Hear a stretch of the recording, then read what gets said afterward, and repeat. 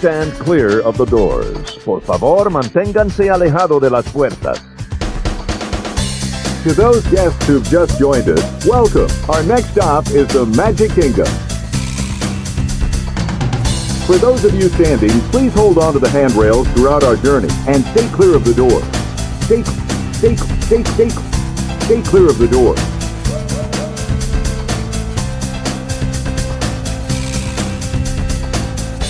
Ladies and gentlemen, we are approaching our station at the entrance to Main Street, USA.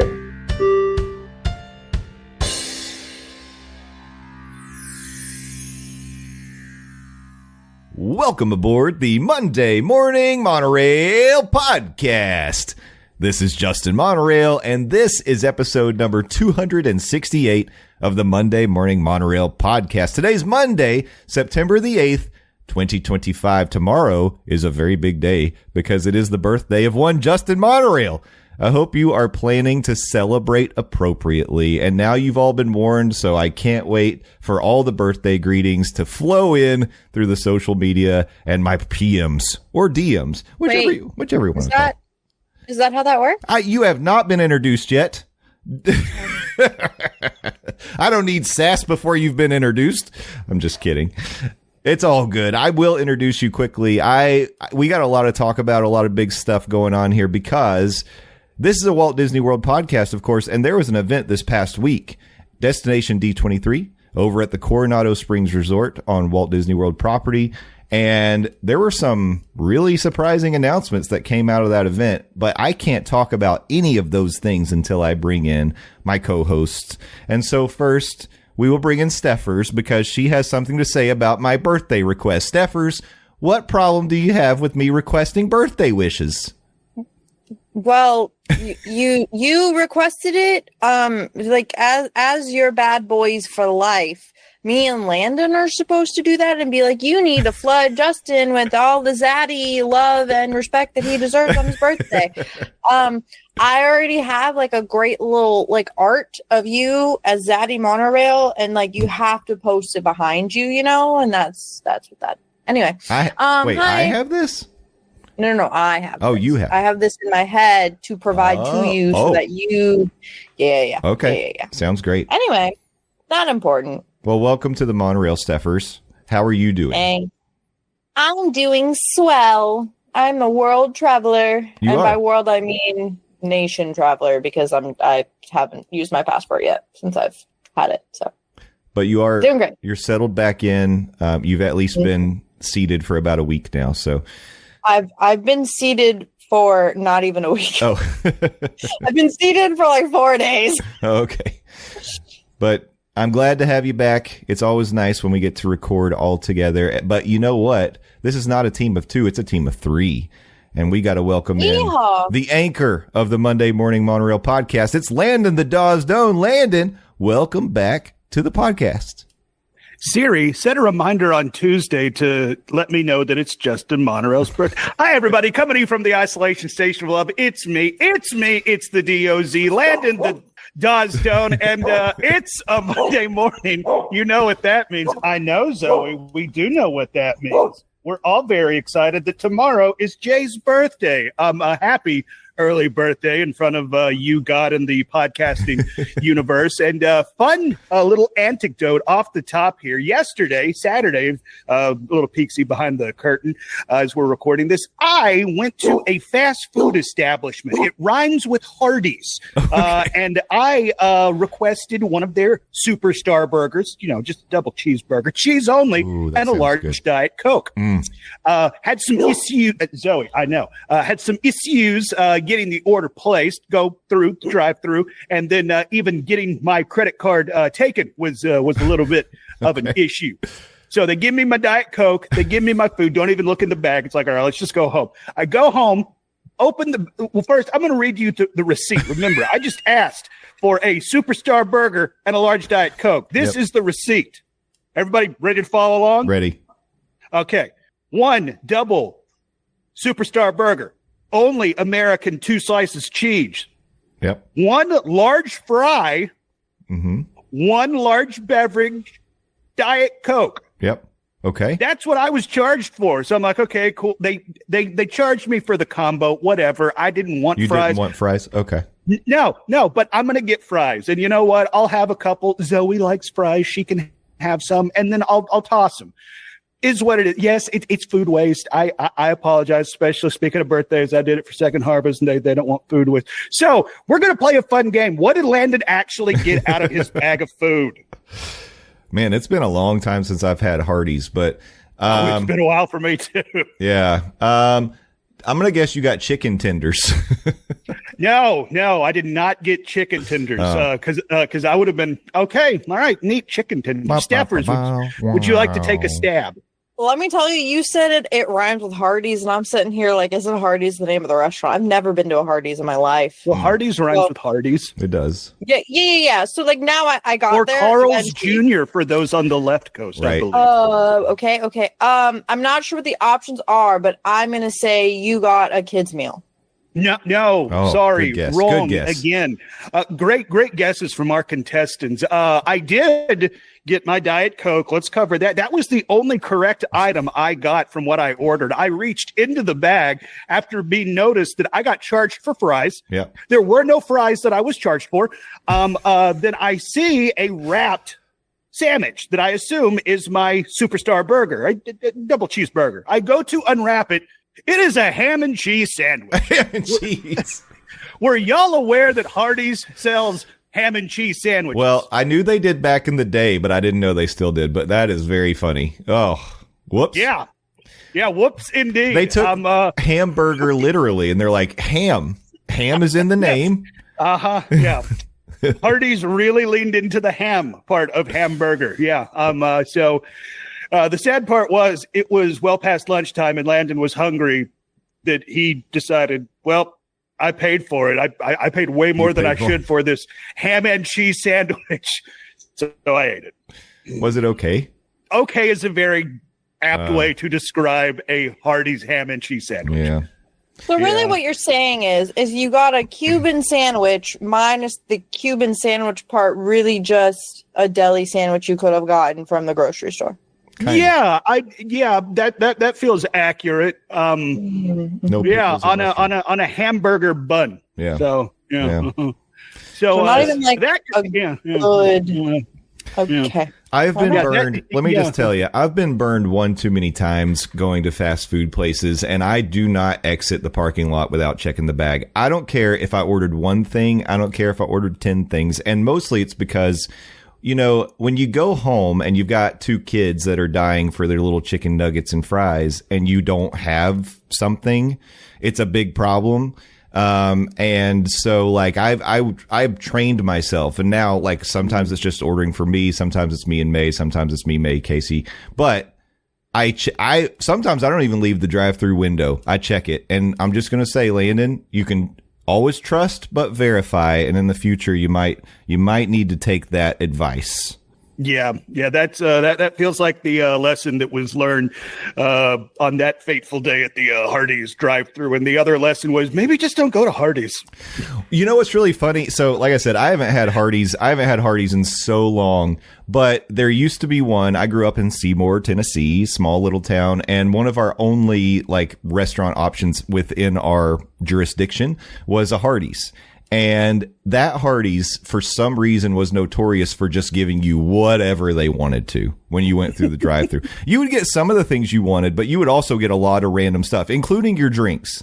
They were never right. I don't know what the deal was, but I almost thought, like, after it happened a few times, I was like, this is kind of fun. Like, what am I going to get? I don't know. But Hardee's was going through an identity crisis at that time. I don't know if you remember, they used to do all kinds of things. I think they had like fried chicken on their menu. They had like the menu was very large. At one point, they were dabbling in tacos. Yeah. And so Doritos. Yeah. Then it was right about that time that they introduced the $5 burger. And they got rid of like all the extra stuff, and it was like burgers and fries. It didn't get better. It became the $6 burger, and then inflation caught up, and that was just the price of a hamburger, no matter where you went. It's like, well, we got to get rid of this gimmick. Yep. So, anyway, Stephers, I'm sorry you missed out on the history of Hardee's, but now this has been like a crash course for you and those listeners who maybe haven't experienced Hardee's. I have to say, I probably could have lived my whole life without this whole fun tidbit, but I will say it was a fun tidbit. So now I will go out of my way to not go to a There you go. Well, you've succeeded so far. Hold on. Just this specific Hardee's location, because new exciting announcement: the Monday Morning Monorail is now sponsored by Hardee's, right. Y'all. Yeah, Hardee's, like, we're loving it. Wait, no, I'd rather go to like a Taco Bell and like accidentally get a cheesy 5-layer burrito like with my crunch. Like at least I know I'm gonna get my food, but maybe I'll get an extra little something. Yep. Not that I really eat Taco Bell, but and that like, little something you get when you go to Taco Bell is generally diarrhea. Not wrong. Anyway, I don't know how to pivot from that. Well, I was going to say, I think on that note, it's time to dive into the Walt Disney World news.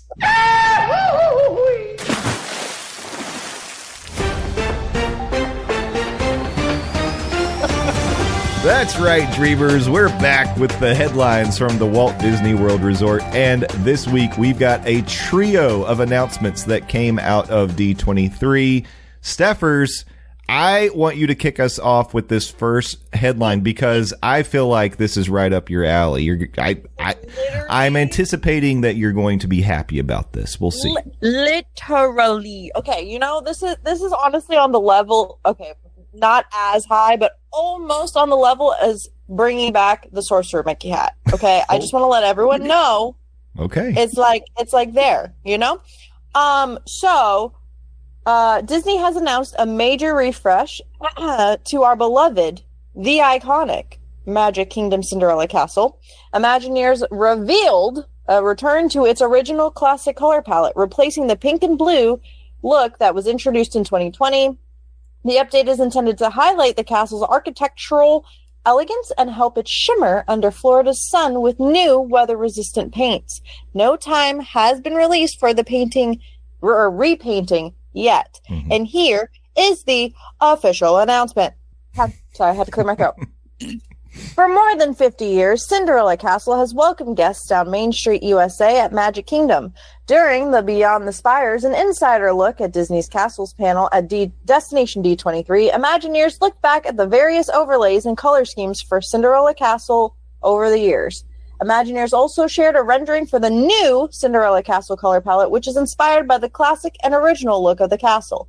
The updated paint will feature grays, creams, blues, and touches of gold, aiming to enhance the castle's architecture. While the project team is still putting the finishing touches on the paint design process, we wanted to share the incredible amount of research and care that goes into this project.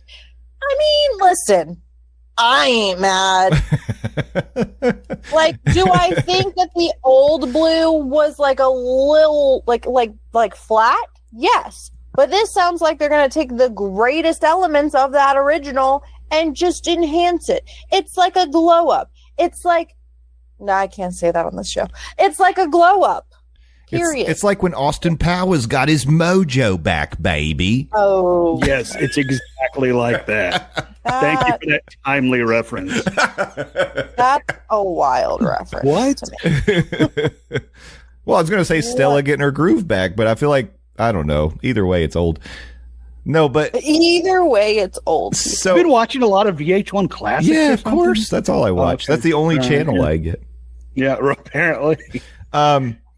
I was personally, speaking for me, totally fine with the pink look of the castle. I thought it looked nice. I liked it. And that was one of those changes that didn't really bother me. But I know people have very strong opinions of what you can and should and shouldn't do with Cinderella Castle. I mean, look back to the cake castle we got for the 25th birthday. People loved that right across the board. Oh, yeah.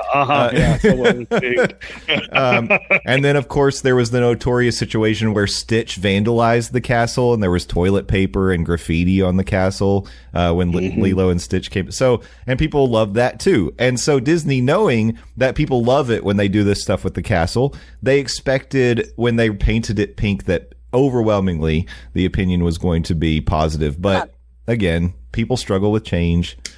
I understand. I just want to say that I don't hate the Pink Castle. I just think it's very much like the anniversary. Like, I feel like it fit the time that it was in. Mm-hmm.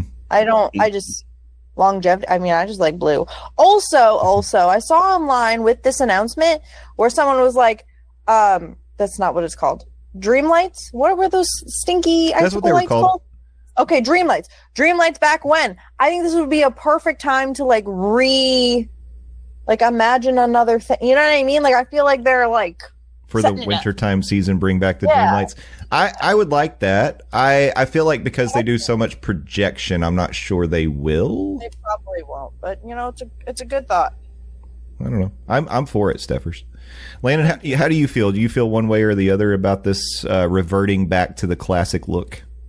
I'm fine with it, one way or the other. I think Stephers kind of nailed it. The look was to go with the anniversary, and the anniversary time frame is kind of moved on. So why not go back to what it was? But I mean, like, honestly, it's like you are right. People have strong feelings one way or the other about Cinderella Castle. I'm not one of those people.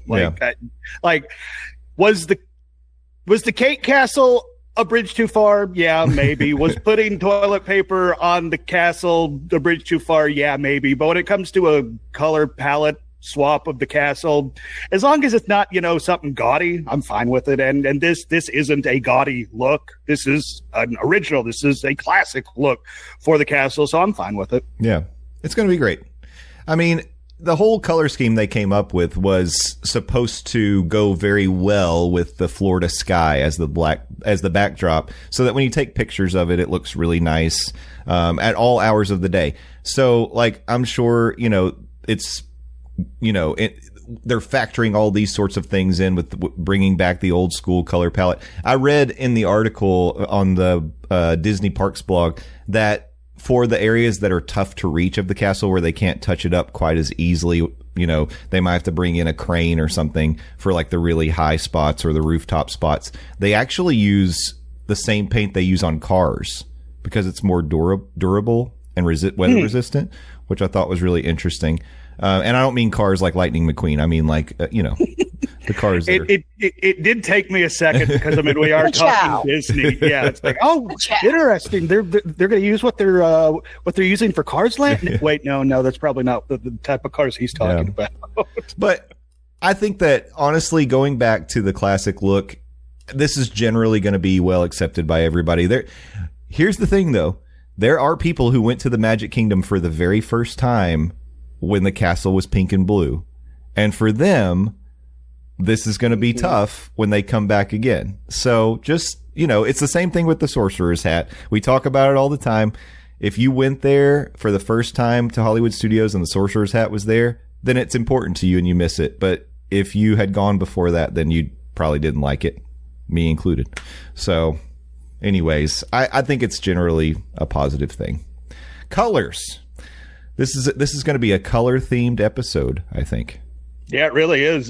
Talking color schemes and stuff like that. For this next story, we are staying in the Magic Kingdom, just right down the road from Cinderella Castle, because starting September 15th, Magic Kingdom's high-speed TRON Lightcycle run coaster is getting a limited-time TRON Aries overlay, changing its glowing blue trails to bold red and oranges, plus a gritty new soundtrack score by Nine Inch Nails. It's part of a cross-promotional push for the upcoming TRON Aries movie. Now, before we get to the official announcement that Disney put out to accompany this story, how do we feel about a new TRON movie, TRON Aries, with Jared Leto coming out later this year? Look, I'll say, and I say this all the time, I'm not a tough critic when it comes to movies. Like, I actually liked TRON Legacy. I thought it was cool. I'm sort of looking forward to this one just because I'm interested to see where they take it, because it looks like it's going to sort of overlap into the real world a little bit in this one. So it'll be interesting to see how they do that. So, and I think the Nine Inch Nails soundtrack is a cool idea. For TRON Legacy, it was Daft Punk. They were the people behind the soundtrack for that one. And so very different vibe. Very different vibe. Yeah. Very different vibe. I don't love Jared Leto, but like, we'll see. We'll see how it goes. He's such a lovable guy. What? No. I'm open to it. I'm not saying I'm excited, but I will see it and I'm open to it. That's where I stand on it. Stephers, I don't know if you agree. You were sort of shaking your head. I've literally, I was shaking my head because Jared Leto, I don't know how to say what I want to say. I'm just going to say Jared Leto and shake my head. Okay. In terms of Tron, I think that's not a bad, I don't think that's a bad look at all. I enjoy the Tron movies. I have a love-hate relationship with the idea of Jared Leto being in anything, and nowadays I just I maybe just stick to making music. I don't know. But Nine Inch Nails, listen, if it goes with the vibe of the movie, 10 out of I love that. Mm-hmm. But honestly, that's when they announced Tron Ares and it was going to have a soundtrack by Nine Inch Nails, that was my biggest draw to it, because it's like Tron Legacy to me was kind of like, oh, okay, this was fine. And then when I heard they were doing another Tron movie and Jared Leto was starring with, it's like, oh, okay, Disney.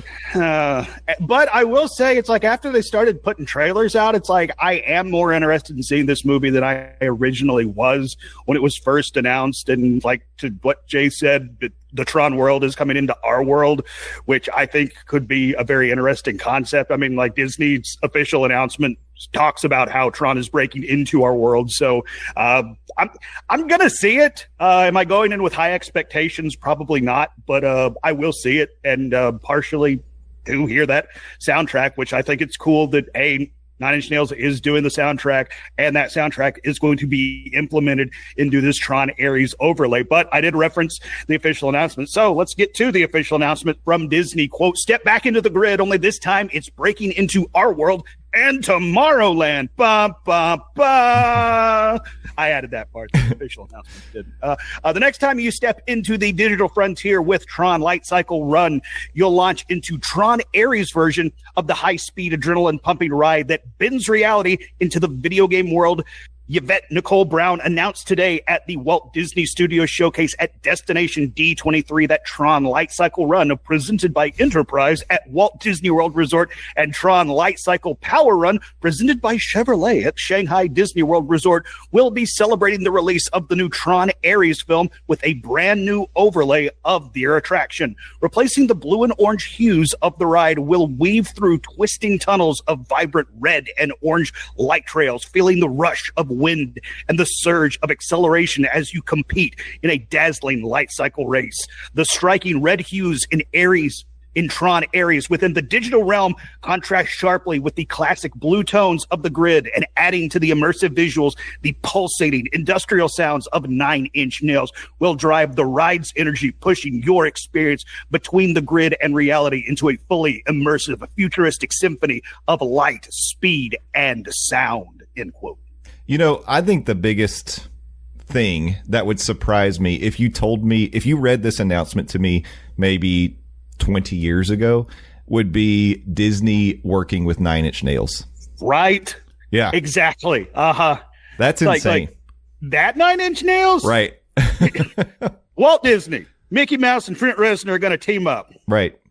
And I guess you could probably say the same thing about Jared Leto, just because he's not like the most wholesome person in the world, and continues to not be the most wholesome person in the world. It's really interesting because I feel like Disney in the past has been so careful about, who they associate themselves with. But on the flip side of that, they have chosen people who at the time seemed like safe personalities in the world to incorporate in attractions or movies or shows that turned out to not work out well for them later. So maybe they're just like, well, we know what we're getting with Jared Leto and Nine Inch Nails. So yeah, I mean, there is that old adage: go with the devil you know, as opposed to the one you don't. Yeah. So, and I look, Nine Inch Nails. I've never been a huge Nine Inch Nails fan. I appreciate the music, and I know Trent Reznor is considered to be like a genius in the music world. And so, and there's music that I like of theirs. I just would never call myself a fan, but I will say that I think this is really interesting, and I think it'll be Tron definitely is one of those rides that can so easily have, you know, an overlay like this occasionally, because you change the colors of the lights, you change the soundtrack, and you've got a whole new experience. So it lends itself well to this sort of an overlay. And I think the red look is going to look really cool on this ride for sure. I do think it's interesting they're announcing that this is a limited time run. Obviously, I mean, with Tron Ares being front and center when it does come out in theaters, it'll, I would imagine, run along with it until Ares starts to lose steam at the box office. So we don't know how long this is going to be running at Magic Kingdom and Shanghai as well. But to your point, I do think it would be feasible to, I mean, it's not as simple as flipping a switch, but to go from the blue and orange look to the red look. I mean, like, I think it would be cool if during the day you have the blue look and then at night you flip the switch and you go full on Aries. I think that would be cool. Yeah, I agree with that.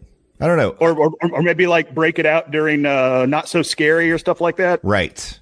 Absolutely. Because it feels like it would definitely fit the Not So Scary vibe.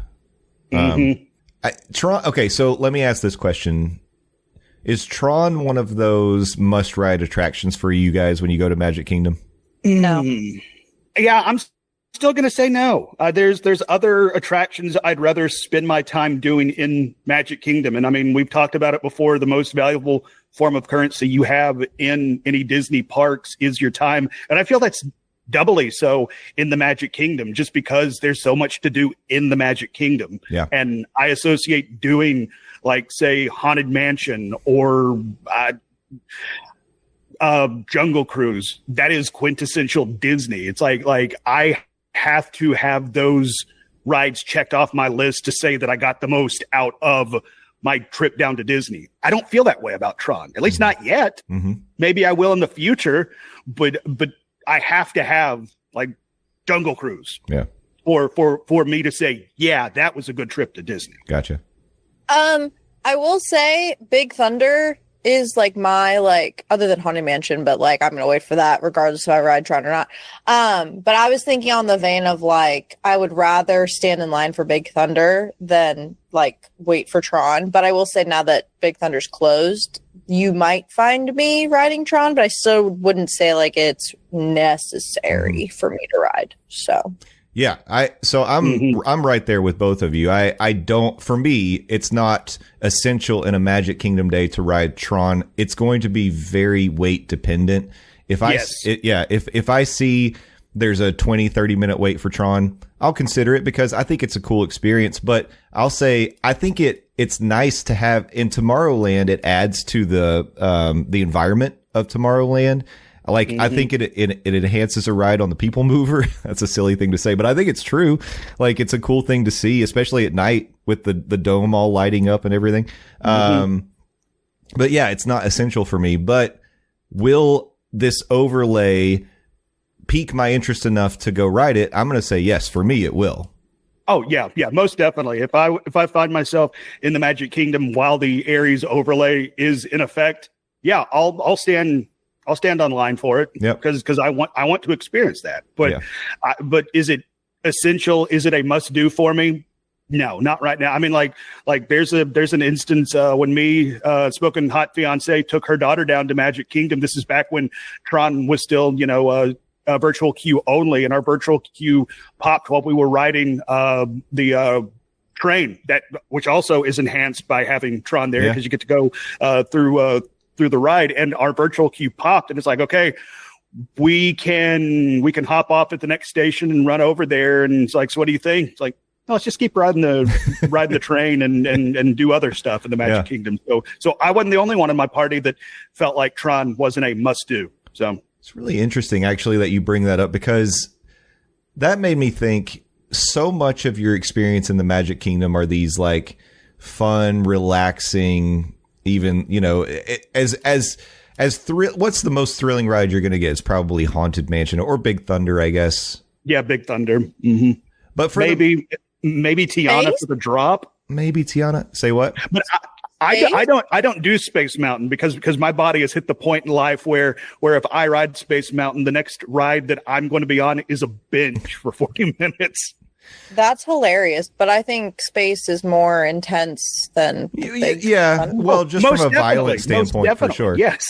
From a physically violent standpoint. I guess what I was going to say is I still consider Space and Big Thunder and Seven Dwarfs Mine Train and Tiana's.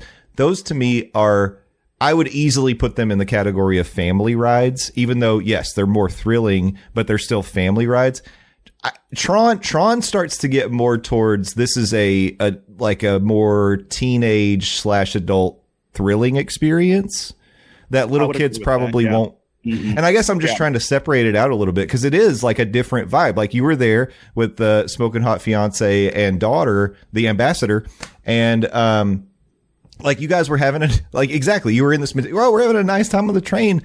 Do we really want to change the vibe and go ride Tron? Like I don't know. Yeah, and that's a great call because like the ambassador, she will ride anything. Smoking Hot Fiance will not. Mm-hmm. And me, it's like I'm right there in the middle. I just talked about how Space Mountain totally whomps me and knocks me down. But it's like I was totally game to ride Tron with her daughter. But it's like even us as a party, it's like no, let's just keep on chilling. Let's just ride this vibe that we got going. Yeah. It's an interesting thought. I wonder what the Monorail fam feels about that. As we talk about like Magic Kingdom vibes, do you feel like Tron actually fits into the Magic Kingdom vibes, even in Tomorrowland? I'm just curious, because I think that so much of that park is really focused on family experience, as it was intended by Walt himself. We want attractions that the whole family can do together. That was the idea of Disneyland. He wanted, just like the Carousel in Griffin Park, I want a park where I can take my kids and have a great day riding rides with them.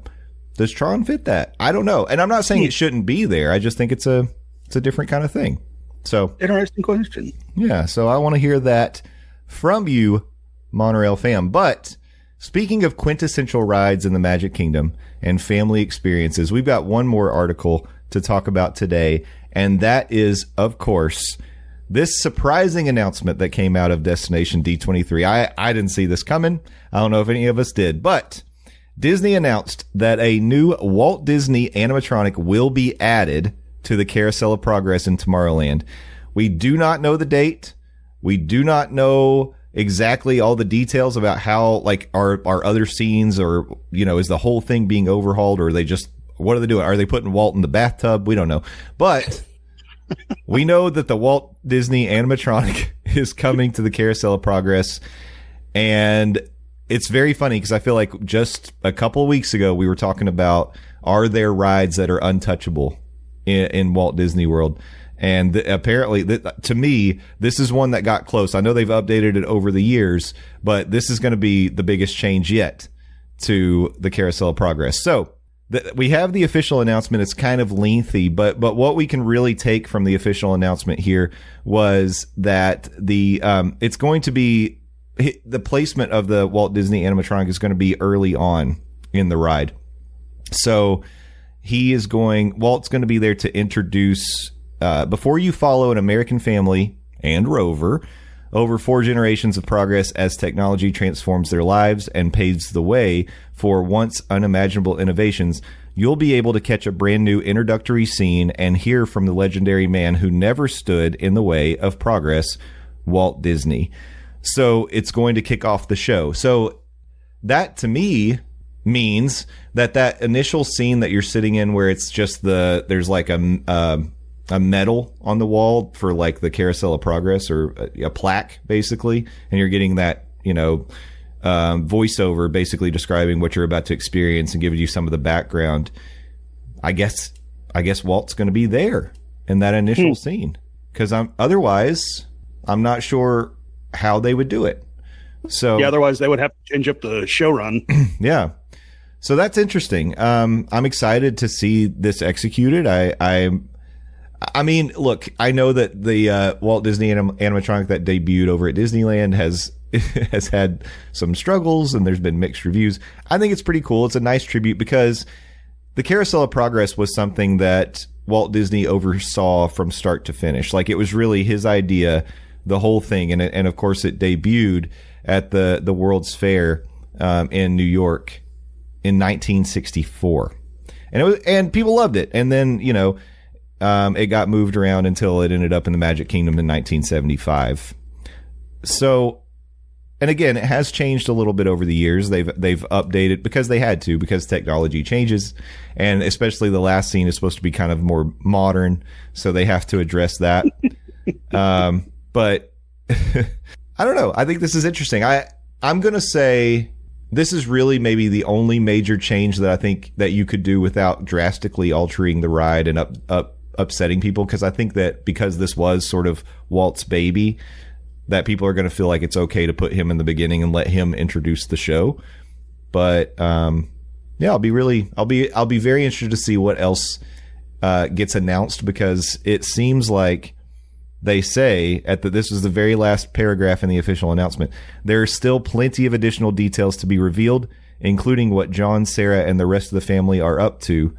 Disney Imagineers love this attraction, and the heart of it will stay the same while introducing the Carousel of Progress to an entirely new generation of fans, showing them that a great, big, beautiful tomorrow is just a dream away.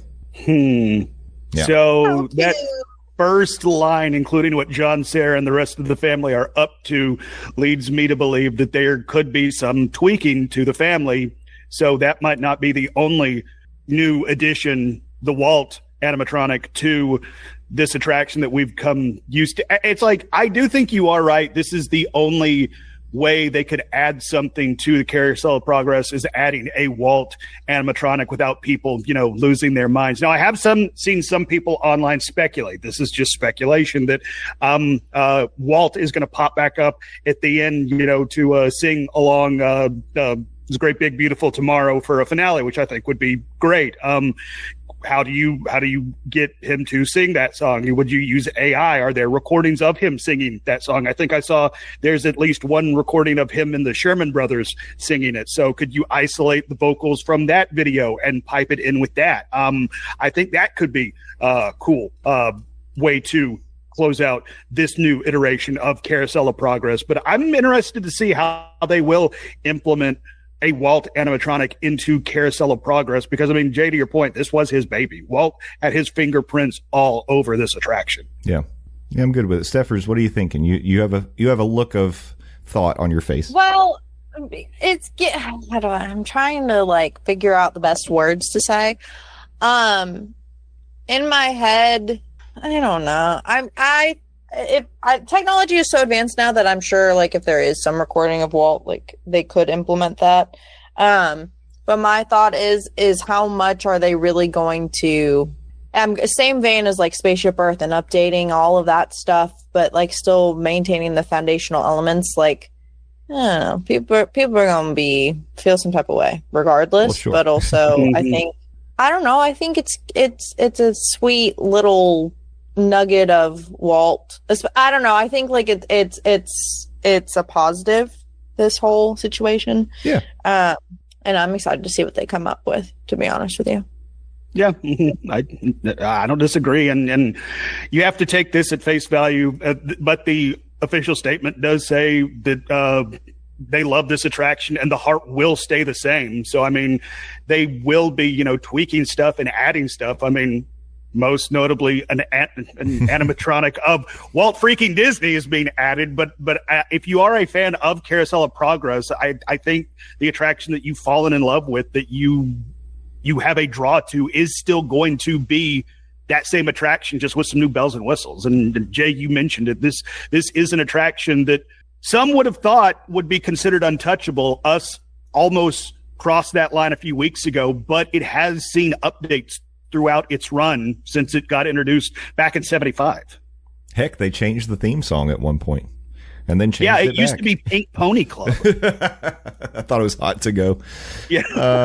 It was very ahead of its time. Okay, but hear me out. Hear me out. A one-man show. Walt Disney singing Top of Row and Greatest Hits. Okay. Mm-hmm. I'm there for people would love it. I think people would love that. No complaints whatsoever from the general Disney fandom. Couldn't think of a single problem with that. Yeah. Well, at least it's not going to be an animatronic Jared Leto. I think we can all agree. Yet. they did say there's still plenty of additions, details to be revealed. So, oh my gosh, it becomes the story of his career. Imagine spending that much money on a Jared Leto animatronic. I just hope they really focus on Morpheus. This needs to be a vehicle to like reintroduce Morpheus to the world. Or Morbius. It truly is Morbin time. Morbius. I said Morpheus. Anyways. Okay. Well, I think, we'll see when we get more announcements, how are they going to trickle out the details of what else is going to change and what the official dates are going to be. We have to wait for that. But really, I did not see that coming. Well, I got to say, I didn't see this or the castle painting coming at all. That was very interesting, but I wonder, because they've got so many big projects on the horizon with the, Villain's Land upcoming and you've got the Tropical Americas at the Animal Kingdom and all that's going on with Piston Peak. I guess we shouldn't have expected anything like really groundbreaking. Like they're not going to announce a fifth gate all of a sudden, So these were effective, attention grabbing announcements without really announcing, oh, we're opening a whole new park. Oh, before we totally wrap up, there was one thing that we missed because it wasn't announced at the Destination D23, but Disney went back and altered an old Disney blog post. And because they did that, we now know officially when Dinosaur is going extinct. I was about to bring that up. Yeah, when you mentioned Tropical Americas, it's like we finally know when that meteorite's gonna land on Dinosaur. Yep, February 1st, 2026. So we'll get it for all of January, which makes sense. They're gonna let the holiday crowds experience it, and then after that, February 1st. It would be interesting to ride. That would be a cool ride to really be one of the last riders on, because you are getting the effect of like the meteor destroying the ride. Countdown to extinction. By the way, dope Megadeth song. And it's like, honestly, on a lot of those final rides, like they have been known to break down and oh no, the attraction's broken. We're going to have to turn all the lights on and you're going to be walked off and you're not supposed to take pictures and video, but me, the cast member, I'm just going to turn my back on you, but don't take videos or pics. So I'd be curious to see if that happens again. That's a very good point. I think that could happen. One of the things I was going to mention is when Muppet Vision closed down, Disney handed out wristbands for the last official showing. Yep. Mm-hmm. They need to start doing that for last rides. That was a great idea. Mm-hmm. And that way they know for sure, like you could go early in the morning and be like, I want to get in line for one of the wristbands. I want to be on one of the last rides of Dinosaur. And then boom, you get to do that. But that was a really great idea for Muppet Vision. I guess that's a whole theater worth of people. I wonder, like, you couldn't really give wristbands for the last ride vehicle for Dinosaur. Yeah. Mm-hmm. You could like maybe do the last hour or something. And plus, now that I'm thinking about it, Dinosaur, you're on a track and there's a lot of moving parts. Yeah, that feels like that has lawsuit written all over it. So I doubt that they'll be like, oh no, we're gonna walk you out on the track. Please step over all these gears, and there's a big drop here where the dinosaur pops up. Yeah, that might be a little risky, but who knows? But either way, time travel and getting dinosaurs are risky, Jay. So rider beware. That's a great point. Is it a great point? I'm giving you credit for a great point on that one. Thank you. You're welcome. I appreciate that. Well, just as the meteor is going to bring the extinction of Dinosaur, that item of news is the last thing that is bringing the close to this podcast. That's a good segue, right? I don't know. I like it. Good job by you, buddy. But that is the last piece of news for the day. A lot of exciting stuff. Looking forward to it. Just a reminder, we are in spooky season. It's officially like we're neck deep in it at this point. Halloween Horror Nights is going. Not So Scary is going. The party dates are selling out before our very eyes for Not So Scary. So, if you plan on going, you better snap those tickets up pretty quickly. What are you pointing at? What do you got there? I'm drinking out of a Halloween Horror Night cup right now. Oh, very nice. Very on brand. It scares me, but it keeps my water cold. And I've got Lil Boo on my mug from Halloween Horror Nights. There he is. An accidental cash cow for Universal. I know. Yeah, every year. He's got a whole section in the tribute store. Yeah, he does. So go get your Lil Boo merch. But I think, we're past Labor Day. It's time that you can put out your Halloween decorations if you want and start decking out the house. This is the best time of year, and so enjoy that. Football's back. Baseball's still going on. Like, really, it doesn't get any better than the early fall. So enjoy that while it lasts. But you know what else you can enjoy is Stephers on Twitch. Stephers, what have you got going on in the month of Steph-tember? Segues. I should have been naming it Steph-tember instead of September, but Twitch does that. Anyway, September subscriptions are discounted. So if you want to support your girl, then you can go do that. I typically stream Wednesdays, Thursdays, and Fridays. So come hang out with me because I'm cool sometimes, and you can turn me into a potato. And you get to see Gimli. Yep, the Gimmers. There he is, having a nap, as usual. Adventures with Stephers. Adventures with Stephers, period. On all the things. Landon, are you going to be Twitch streaming? No, but I do sometimes pop into Stephers streams to watch. He's playing this very depressing RPG. I watched my goodness. Everybody get turned into flower petals. I'm like, what in the Jesus just happened? He really came in at the wrong. Oh God, did I? I'm not even going to bring up on the podcast what happened. It was I didn't think it was that type of stream, Stephers, but that is one way to make some money to support your girls. But I will not be Twitch streaming. But yeah, go follow Stephers. You can save some money and help your girl out during the month of September. That's twitch.tv/adventures with Stephers. So, but follow me. I don't Twitch, but I do some social media also. I said do. The world's terrible right now. I try to make it a little bit less terrible by posting about fun stuff on the Blue Ski, and that's THEDOZ Landon. I'm Blue Ski Landon Doane. I'm the best Landon Doane, not the rest. Fun stuff like comics and movies and wrestling and magic. Jay brought up Morbius. Morbius truly is Morbin time because he's getting his own magic card because there are now Spider-Man Magic the Gathering cards coming out later this month, and I may or may not have pre-ordered a booster box. Oh my! Yesterday. That's where I was driving back from when I decided to stop at a Hardee's and got the receipt for our debut and finale episode of Guess What Went Wrong on My Receipt. We will not be playing that game in the future. Just FYI, management has informed me that while we were recording. But yeah, I talk about fun stuff on social media, but I also talk about fun stuff in my day job. That's at the Phil Show, streaming 6 to 10 a.m. Eastern Standard Time at newstalk987.com. Also available on the iHeartRadio app and the News Talk 987 app as well. Or if you're in East Tennessee, Knoxville specifically, that's going to be on News Talk 987 WOKI. That's 987 FM. Radio ain't dead, despite what they tell you. But yeah, I mentioned it. The world's kind of terrible right now, so be decent to each other. Take care of yourself physically and also mentally. My mental health has been trying me a lot this week. So when I say take care of your mental health, that comes from personal experience too. But breathe, have a little bit of fun. And if you could do both of those things, that would mean the world to me. I'll talk to y'all next week.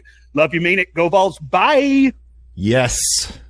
Take care of yourselves. It's very important at all times of year, but especially as we approach the holiday season. Look out for your peoples. Check on people.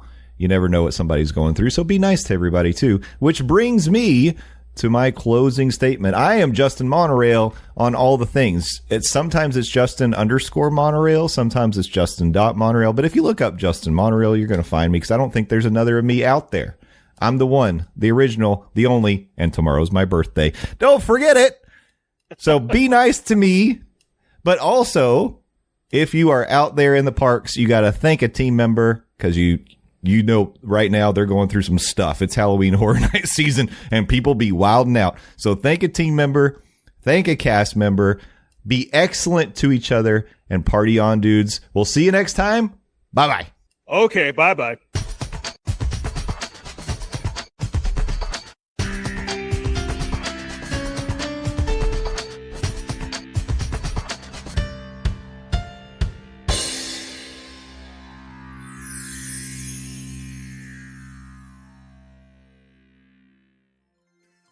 The Monday Morning Monorail Podcast is part of the Diz Mornings Network. Visit DizMornings.com for Walt Disney World news, rumors, trip planning advice, and our blog. You can also visit our merch shop and look good when you're traveling to the parks. Don't forget, if you're looking to book a vacation, you can fill out a form on the DizMornings.com website, and Nate or Stephers will reach out and help you get a great deal and take the stress away from booking your next trip to Walt Disney World, Universal, or beyond. Again, visit DizMornings.com for all your Monday Morning Monorail and Diz Mornings needs.